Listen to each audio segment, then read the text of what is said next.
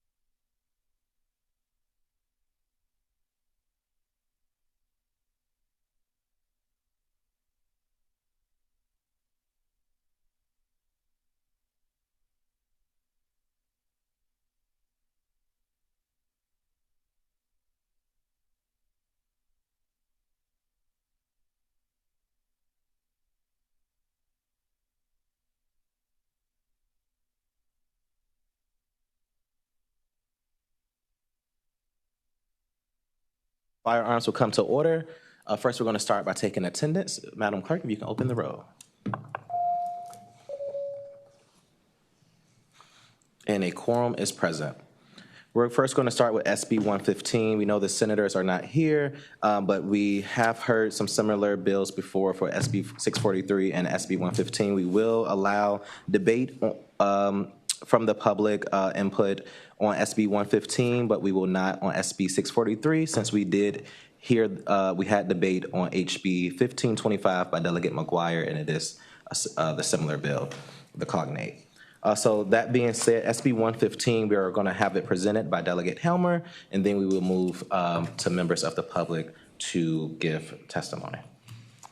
Thank you, Mr. Chair. Senate Bill 643 is similar to House Bill 1525. The possession or transportation of certain firearms by certain persons penalty. It prohibits any person younger than 18 years of age from knowingly and intentionally possessing or transporting a handgun or assault firearm within the Commonwealth. The bill also prohibits any person younger than 21 years of age, with certain exceptions outlined in the bill, purchasing a handgun or assault firearm in the Commonwealth. The bill provides that a violation of the provision of this bill is a Class 1 misdemeanor. It incorporates Senate Bill 797 as well. Are we, Mr. Chair, I believe there are some amendments that have been proposed to this bill. Yes, there are a few amendments. Do we have movement? The amendments. Second. I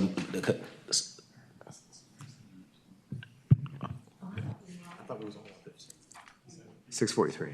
Oh, I'm sorry. I apologize. I'm sorry. I'll take that back. There's no amendments on this one. Okay, I'm sorry. You're fine. I should have been clear. I believe, are we conforming this or are we leaving? Yes, we are going to conform this one. All right, so Mr. Chair, with that, I move to conform this to House Bill 1525, which I do believe we've heard. Second.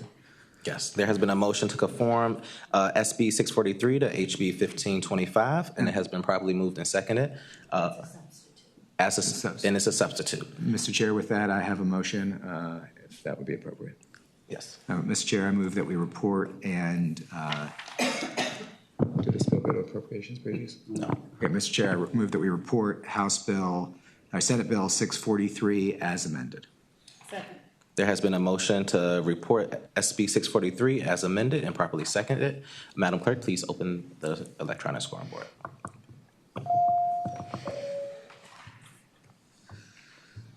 And SB 643 reports with substitute on a vote of 6-3.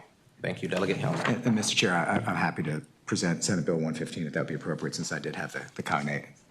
Okay, yes. So Mr. Chair, Senate Bill 115 has amendments. I'll explain the bill, and then if that's okay, I can move the amendments. So Senate Bill 115 is a bill that this subcommittee has seen before in previous years. We did not hear it this year, but basically what the bill does is it says that we will only issue concealed handgun permits reciprocally to those states that meet the standards that have been set forth by Virginia. Virginia, on a bipartisan basis, has adopted a number of standards by which you can obtain a CCP. Those have been done on a bipartisan basis. All this bill does is restore the previous status quo prior to about 2017 or so that said that We are happy to do reciprocal recognition, but only if you meet the minimum standards set out by Virginia. With that, there are some technical amendments in the bill that delay the enactment of it. They just move it from July to December, and I would move those amendments. There's no House cognate. The House cognate was mine, but we chose not to. We just ran out of time. Second. There has been a motion to move the amendments and properly seconded. This is a voice vote.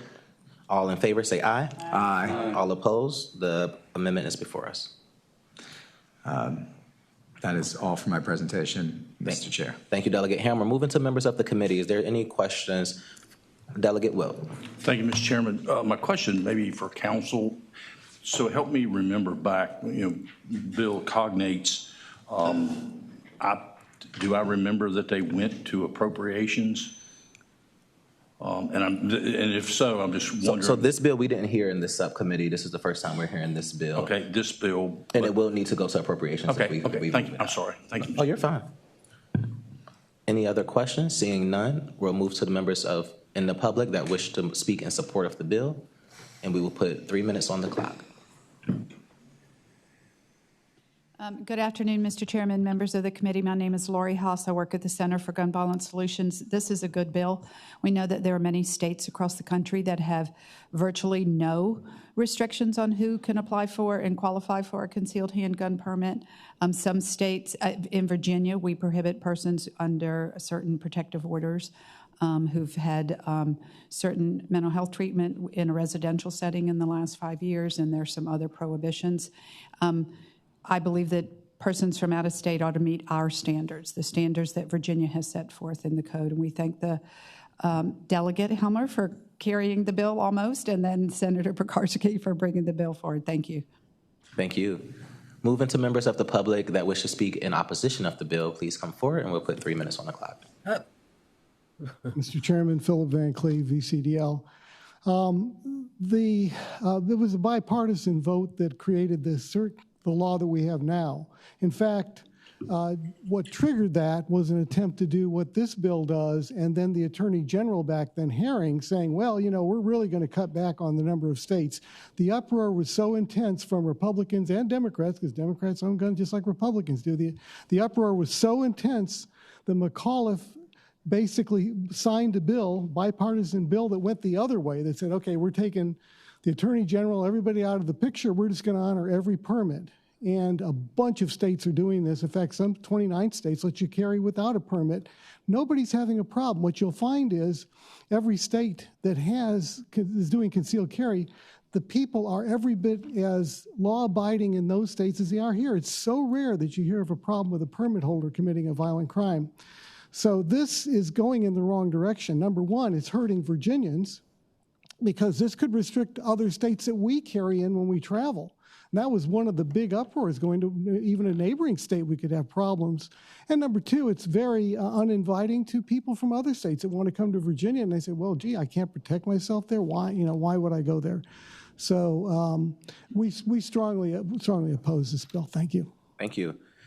Moving to members that are online, we're going to start for those that are in support, and I'm starting with Mr. Michael Fox.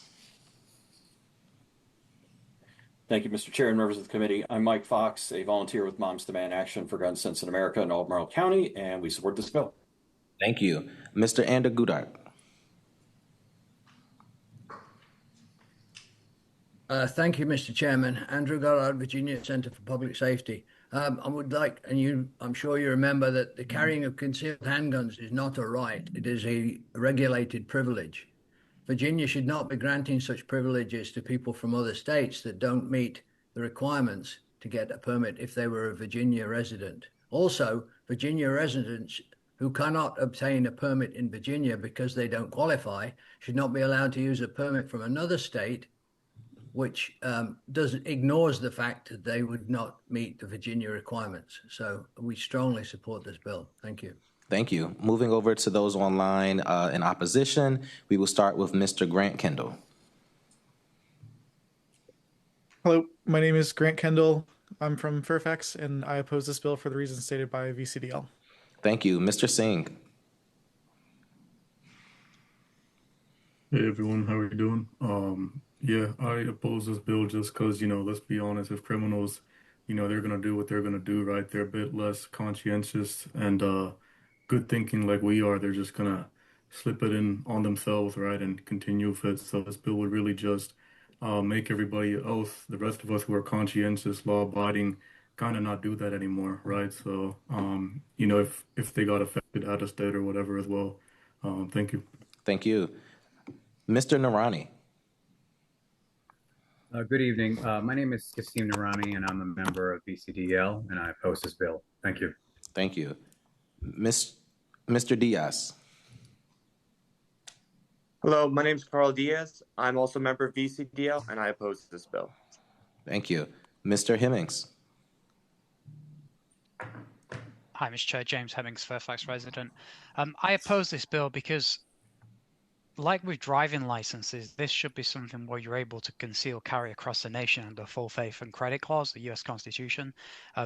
Different states have different driving regulations. You can get less training in one state, you can drive in another, and we grant that reciprocity across the nation. And driving is not a privilege. Again, the right to bear arms is a constitutional right in the Second Amendment. We heard testimony saying that in fact it's not a right, it's a privilege, and you're not allowed to carry. That's incorrect. Under the Brewer and Heller decision, you have to have historical tradition to restrict the right to bear arms. There's no historical tradition that says that you can't carry across states. In fact, at the founding, there were no state borders restricting armed travel in any way. Citizens routinely traveled armed between states. There's no historical analog for refusing recognition of another jurisdiction's lawful carry. This is going to stop people from being able to carry their firearms in different states, and it's completely unconstitutional. I should be able to carry my weapon across states freely, just like I can drive my car to protect myself against armed criminals and people who don't follow the law. Sorry, I oppose this bill. Thank you. Thank you. Mr. Wren. Yes, this legislation, the language is basically in search of relevance. People that carry firearms with a permit are generally not problems just about anywhere. You'll find that the incident rate with people out of permits is very low, not just across firearm crimes, but all crime. And I also want to get on the record here by saying that the right to carry is a right. It is not a privilege. I live in Washington, D.C., and I had to sue my government to get that right acknowledged, and we won. We won on the grounds that it's a right and it's not a privilege. Thank you. Thank you. And Ms. Webb. Good evening, Mr. Chair, members of the committee. Patricia Webb, Hanover County, and with BCDL. This bill opens the right to carry concealed to political whims. It says the superintendent of state police, in consultation with the attorney general, may also enter into agreements for reciprocal recognition with any state qualifying under this subsection. So most states, if we don't honor their permit, they will not honor our permit. So you are severely limiting where law-abiding And Virginians Ms. Webb, if you can go. wrap up, your time has come to an end. Okay. The other thing that this bill does, and this is very important, people moving to Virginia that have a concealed handgun permit in another state, the second they become a Virginia resident. Thank you, Ms. Webb, but our time for testimony has ended. I appreciate your time. Coming back to members of the committee, Delegate Helmer. Mr. Chair, I had a question for VSP. I think there's a rep here. Virginia State Police. That'd be all right? Yes, Delegate Helmer. Todd Garrett with the Virginia State Police.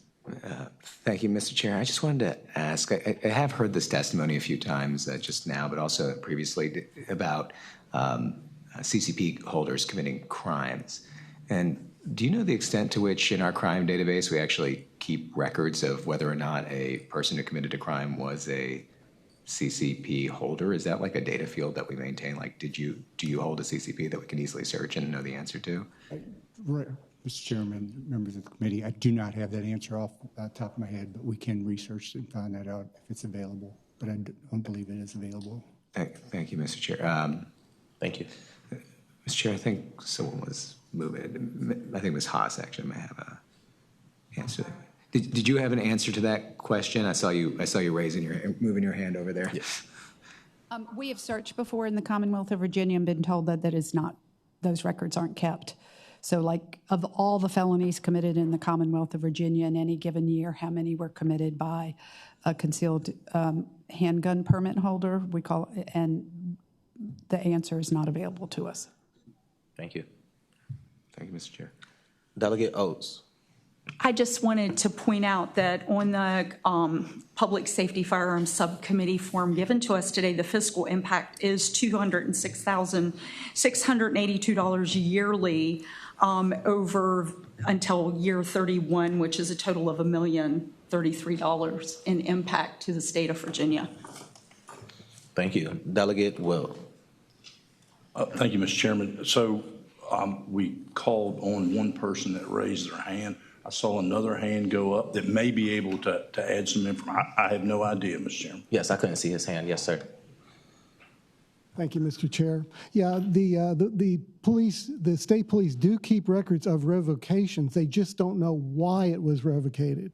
So it could have been because the person maybe had a mental issue and they lost their permit. It could be anything of that nature. I can't tell you it's a fraction of 1% for any reason that they lose the permit. Thank you. Thank you. Delegate Simon. Chair Simon. I'm sorry I was a little late. I think we adopted a substitute, right? Yes. Amendment. An amendment. But I think the purpose of the amendment was to minimize that fiscal impact statement that Delegate Oates talked about, right? And Council, can you tell us about that real quick? Because I want to just be clear about that. Because part of the reason, frankly, this bill didn't get, I'll stop talking in a second, but it's a little unusual, right? We had a bill that was left in the House previously, and we're now looking at the Senate bill, but we'd run out of space in the icebox for this bill previously, but now with this amendment, I think we eliminate the fiscal impact, which is the reason we're able to do this. That's why I want to be clear about that. Yes, Council. Yes, thank you, Mr. Chair. Delegate Simon, Chair Simon is correct. So like Delegate Helmer alluded to earlier when he presented the bill, there are 3 line amendments on, these are, I'm looking at the second and third enactments. On line 49, after the words as of, we are striking July and inserting December. So that date effectively becomes December 1, 2026. Line 54, we're striking December 1, 2026 and inserting July 1, 2027. And then on line 59, after the word on, striking July again and inserting December. So there again, December 1, 2026. So as Chair Simon did say, that would have some impact on the FIS. Thank you, Mr. Chair. Thank you. And this bill will have to go to appropriate if we move it favorably. Mr. Chair. Yes, Delegate McClure. Move to report with amendments and refer to appropriations. There has been a motion to report and refer to appropriations SB 115 as amended and properly seconded. Madam Clerk, please open the roll.